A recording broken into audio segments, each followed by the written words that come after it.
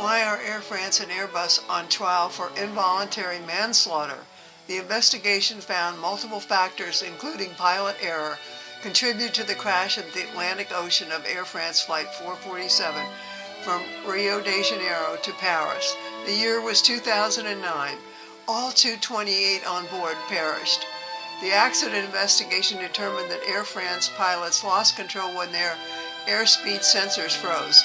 They mistakenly pointed the nose of the plane up instead of down. This resulted in a stall and caused the aircraft to plunge into the Atlantic at 11,000 feet per minute. This was the worst crash in the history of Air France. The trial is currently underway.